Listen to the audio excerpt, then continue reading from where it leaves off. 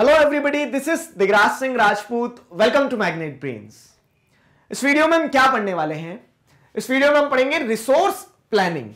Resource planning एक important topic है, अच्छे से समझना। पहले कनेक्ट करते हैं हम चीजों को। अभी तक आपने ये देखा चैप्टर में कि किस तरह से रिसोर्सेज जितने इंपॉर्टेंट होते हैं ना डेवलपमेंट के लिए, तो उतना ही इंपॉर्टेंट होता है कि आप रिसोर्सेज को भी डेवलप करो। क्यों? क्योंकि देयर आर मल्टीपल प्रॉब्लम्स, ठीक है, जब आप रिसोर्सेज को इंडिस्क्रिमिनेट वे में यूज करते हो। तो इसीलिए रिसोर्सेज का प्रॉपर डेवलपमेंट बहुत ज्यादा जरूरी है।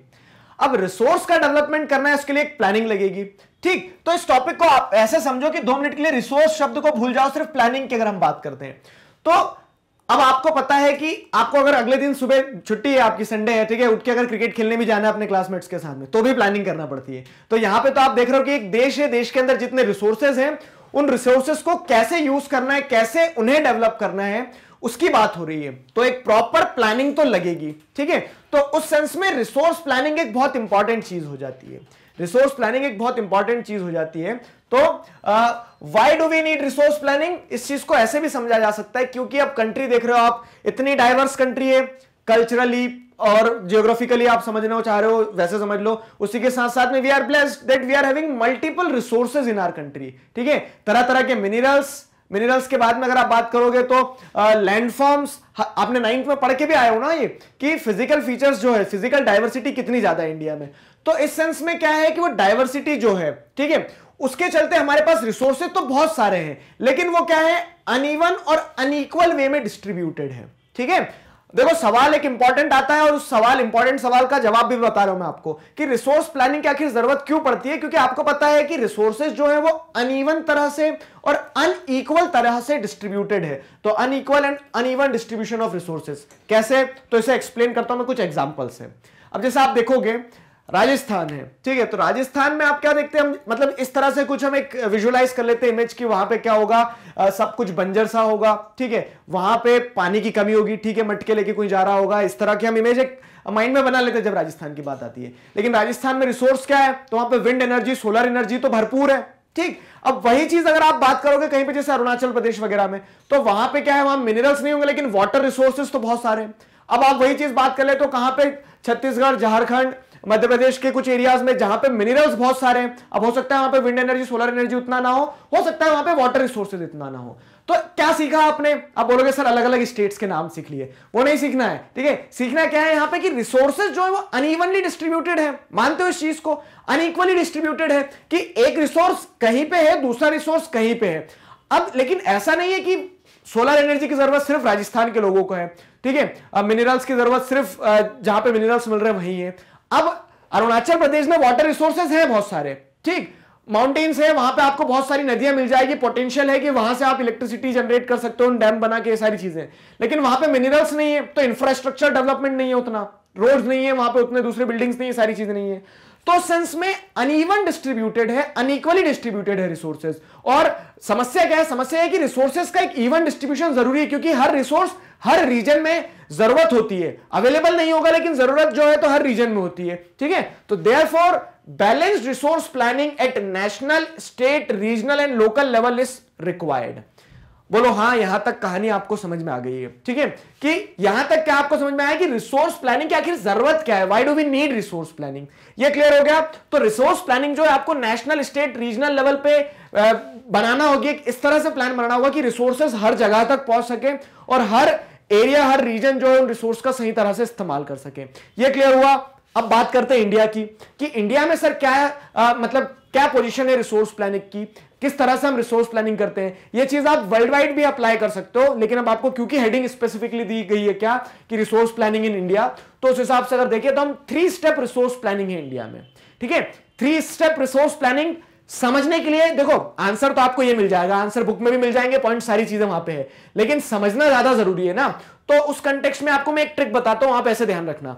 सबसे पहले क्या होगा कि मान लो जैसे हम बात करते हैं किस चीज की, कि छत्तीसगढ़ में आयरन ओर मिल रहा है, ठीक है, छत्तीसगढ़ में आयरन ओर मिल रहा है। अब पहुंच मत जाना लेने, अभी पहले समझ के जाओ चीजों को क्या है।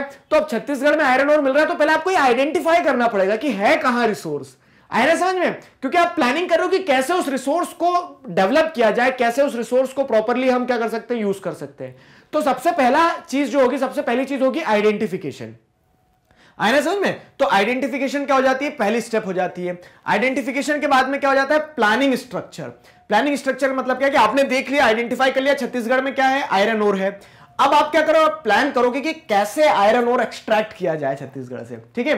तो अब आप एक स्ट्रक्चर प्लान करोगे कि कैसे आप उस रिसोर्स को, उस आयरन ओर को एक्सट्रैक्ट करोगे, ठीक है? अब आपने छत्तीसगढ़ से वो आयरन ओर भी निकाल लिया। अब ऐसा तो नहीं है कि आयरन ओर की जरूरत सिर्फ छत्तीसगढ़ में है, वही आयरन ओर से दिल्ली में भी डेवलपमेंट होगा, वही आयरन ओर से आप कह सकते हैं तमिलनाडु में भी होगा, वही आयरन ओर से नॉर्थ ईस्टर्न स्टेट्स में भी डेवलपमेंट होगा, ठीक है? तो अब क्या होगा कि आपने जो रिसोर्स देखा है, आइडेंटिफाई किया है, जो उसको प्लान करके आपने एक्सट्रैक्ट कर लिया है, ठीक है, उस रिसोर्स की मदद से एक ओवरऑल डेवलपमेंट होना चाहिए पूरी कंट्री का। क्यों? क्योंकि मैंने आपको क्या बताया अभी थोड़ी देर पहले कि रिसोर्स प्लानिंग इस तरह से होना चाहिए कि national, state, regional, local level हर जगह पे आप क्या कर सको, रिसोर्सेस को पहुंचा सको। रिसोर्सेस का जो कह सकते हैं जो एडवांटेजेस है उन रिसोर्सेस का, वो इवनली डिस्ट्रीब्यूटेड होना चाहिए, उसके फ्रूट्स इवनली डिस्ट्रीब्यूटेड होना चाहिए, ठीक है? अब देखो, समझने के पर्सपेक्टिव से मैंने आपको तीनों पॉइंट बहुत इजी बता दिए। आगे ना कहानी बना ली आपने क्या कि छत्तीसगढ़ में, आप पहले आइडेंटिफाई करोगे कि हाँ छत्तीसगढ़ में है, कितना है, कैसा है, वो सारी चीजें। फिर आप क्या करोगे कि कैसे एक्सट्रैक्ट करना है, कैसे डेवलप करना है, एक प्लानिंग बनाओगे। फिर आप जब आपने वो रिसोर्स ले लिया आपके पास है, तो उस रिसोर्स से ओवरऑल डेवलपमेंट होना चाहिए। ये 3 स्टेप रिसोर्स प्लानिंग है, इंपॉर्टेंट है, समझ में आई? ठीक। अब इसमें देखो, आप आंसर में आपको वही लिखना है कि सबसे पहले क्या होना चाहिए कि identification and inventory of resources across regions of the country. आप आइडेंटिफाई करोगे कहां कितना रिसोर्स है, ठीक? तो surveying, mapping, qualitative, quantitative estimation and measurement of resources. तो आप सर्वेइंग करोगे, आप कैसे आइडेंटिफाई करोगे? ऐसा थोड़ी ना कि मिस्टर बीन की तरह वो क्या बोलते हैं मैग्नीफाइंग ग्लास लेके घूमते फिरोगे कहां है रिसोर्सेज। आपको सर्वेस प्रॉपर कंडक्ट करवाना होंगे, मैपिंग करना होगा, आपको क्वालिटेटिव, क्वांटिटेटिव एस्पेक्ट पता करना होगा कि कितना है, किस क्वालिटी का रिसोर्स है, ठीक? पहली चीज आप ये करोगे। फिर दूसरी स्टेप क्या होगी आपकी, 3 स्टेप रिसोर्स प्लानिंग बता रहे हैं हम आपको। दूसरी स्टेप आपकी होगी involving a planning structure endowed with the appropriate technology, skill and institutional setup. अब आप एक प्लानिंग बनाओगे कि कैसे आप किस टेक्नोलॉजी की मदद से उन रिसोर्सेज को एक्सट्रैक्ट किया जा सकता है, किस तरह की स्किल्स वाले लोग चाहिए रहेंगे आपको उन रिसोर्सेज को एक्सट्रैक्ट करने के लिए। फॉर एग्जांपल, अब आपको क्या करना है, अब आपको वो आयरन ओर जो आपने आइडेंटिफाई किया उसको एक्सट्रैक्ट करना है। तो ऐसा थोड़ी कि आप क्या बोलते हैं कुल्हाड़ी वगैरह लेके पहुंच जाओगे कि चलो आयरन ओर एक्सट्रैक्ट करेंगे। टेक्नोलॉजी भी सही इस्तेमाल करना होगी ना आपको। तो उस तरह से क्या है कि किस लेवल पे काम कर रहा है उस हिसाब से टेक्नोलॉजी। तो technology, skills, institutional setups for implementing resource development plans. तो उन रिसोर्सेज को आइडेंटिफाई करना, एक प्रॉपर एप्रोप्रिएट प्लान बनाना, ठीक? वो दूसरी स्टेप में जाएगा। अब तीसरा, आपने रिसोर्स एक्सट्रैक्ट कर लिया, रिसोर्स आपके पास आ गए ना, तो तीसरा क्या है, matching the resource development plans with overall national development plans, ठीक है? वही वाली बात बताई मैंने आपको कि रिसोर्स एक जगह मिल रहा है लेकिन उसकी जरूरत सभी जगह है। तो उस रिसोर्स डेवलपमेंट प्लान को आपको नेशनल डेवलपमेंट प्लान के साथ में मैच करना होगा। ऐसे में क्या होगा कि अगर राजस्थान वाले लोग बोल देंगे कि नहीं सोलर एनर्जी, विंड एनर्जी यही है तो यहाँ की इलेक्ट्रिसिटी यही, तो फिर क्या होगा, फिर तो ऐसे दिक्कत हो जाएगी, दूसरी जगह इलेक्ट्रिसिटी की कमी आ जाएगी, ठीक है? फिर राजस्थान में अगर बोल दिया कि हम मिनरल्स नहीं पहुंचाएंगे तो वहां डेवलपमेंट नहीं होगा। तो एज ए नेशन हमें क्या देखना होगा, नेशनल डेवलपमेंट को प्रायोरिटी देना होगा। तो उस रिसोर्स डेवलपमेंट प्लान को नेशनल डेवलपमेंट प्लान के साथ में मैच करना होगा। सीधी सी सिंपल सी कहानी, समझ में आई? ठीक है, गर्दन हिलाओ। तो ये हो गया क्लियर। अब देखो यहां पे और भी एक्सटेंशन है इसी टॉपिक का। रिसोर्स प्लानिंग को अगर आप समझोगे ना, तो इंडिया क्या कर रहा है सक्सेसफुली, ये जो 3 स्टेप रिसोर्स प्लानिंग बताइए उस पर काम करते हुए हम क्या कर रहे हैं, रिसोर्स डेवलपमेंट का काम कर रहे हैं, ठीक है?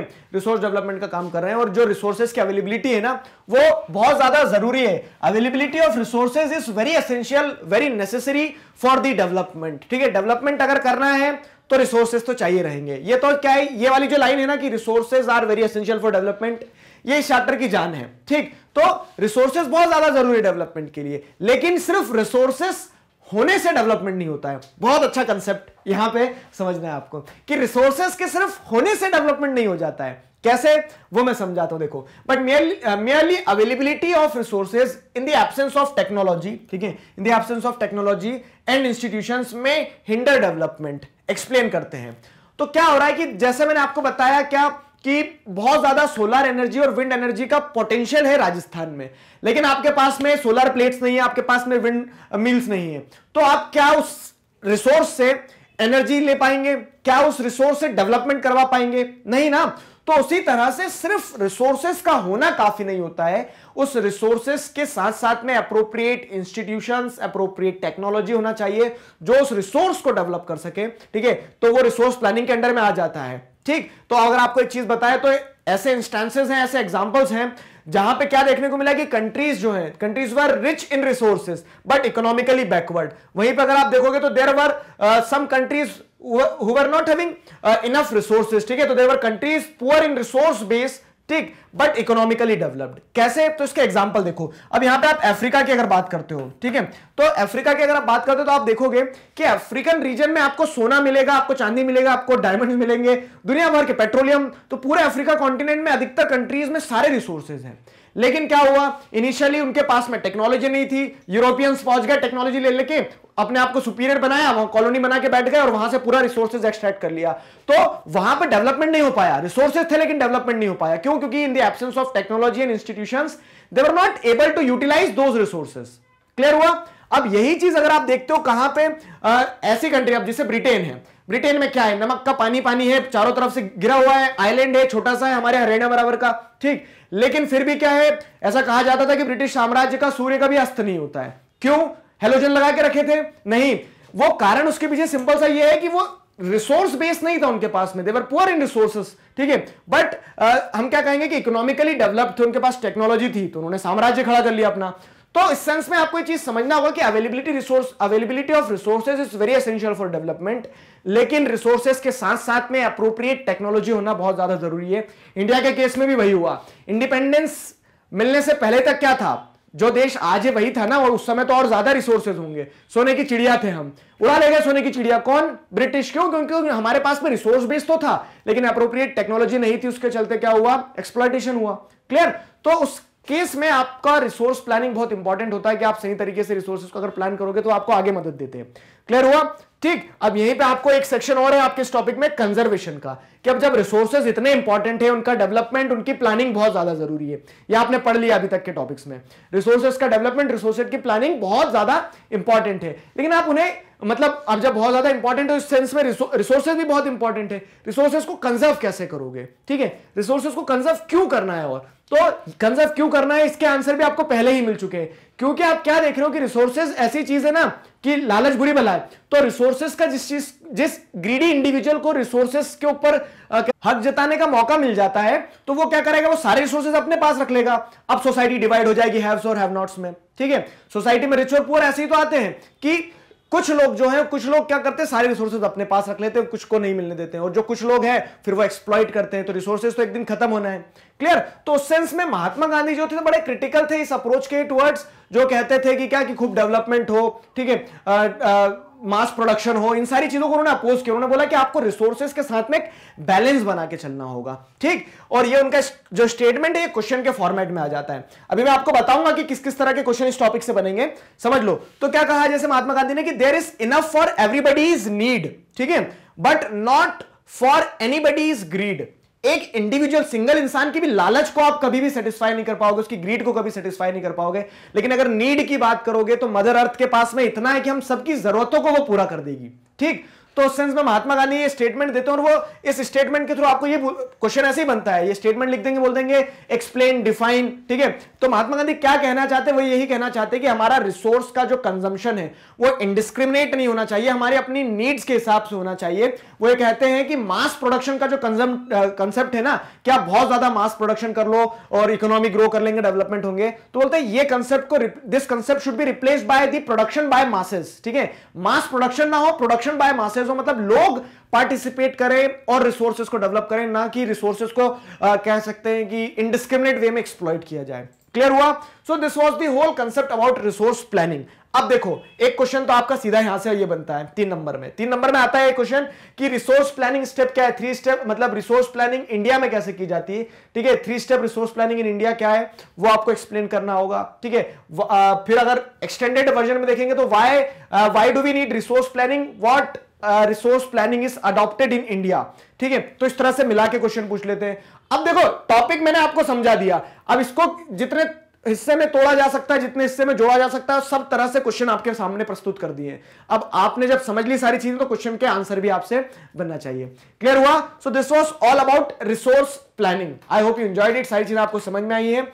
अब देखो आप चैप्टर के आप दूसरे जोन में एंटर करोगे। आपने रिसोर्सेज की सिग्निफिकेंस, उनका डेवलपमेंट क्यों जरूरी है, प्लानिंग क्यों जरूरी है, कैसे, कंजर्वेशन, ये सारी चीजें समझ ली है। अब हम स्पेसिफिकली रिसोर्स को पढ़ेंगे, ठीक है। तो हम लैंड भी एक रिसोर्स है, लैंड रिसोर्स को समझते हैं। आगे आने वाले वीडियो से। क्लियर हुआ यहां तक? अब एक बात और सुन लो, मैग्नेट ब्रेन्स पर क्लास 4th से क्लास 12 तक इसी तरह से सभी सब्जेक्ट्स, चैप्टर्स, टॉपिक, सब टॉपिक, सब कुछ सिस्टमैटिक वे में वीडियो लेक्चर्स के फॉर्मेट में अवेलेबल है, जिन्हें आप बहुत आसानी से देख सकते हैं, पढ़ सकते हैं, घर बैठे अपना सिलेबस कंप्लीट कर सकते हैं। अपने जूनियर्स और सीनियर्स को जरूर बताइए मैग्नेट ब्रेन्स के बारे में। मिलते हैं नेक्स्ट वीडियो में। Till then stay connected, keep learning. Thank you very much.